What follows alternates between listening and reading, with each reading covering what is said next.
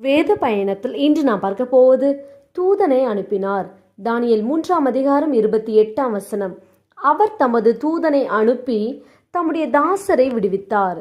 கர்த்தர் தமது தூதனை அனுப்பி யாரை விடுவித்தார் என்று பார்ப்போம். ஷாத்ராக், மேஷாக், ஆபேத்நேகோ என்னும் 3 வாலிபர்கள் கர்த்தருக்காக வைராக்கியமாய் வாழ்ந்தார்கள். ராஜா உண்டு பண்ணின பொற் சிலையை அவர்கள் பணிந்து கொள்ளாததினால் ராஜாவின் கோபத்துக்கு ஆளானார்கள். அதனாலே அக்கினி சூளையில் 3 வாலிபர்களை போடவும், சூளையை சாதாரணமாய் சூடாக்குவதை பார்க்கிலும் 7 மடங்கு அதிகமாய் சூடாக்கும்படி ராஜா உத்தரவு கொடுத்தான்.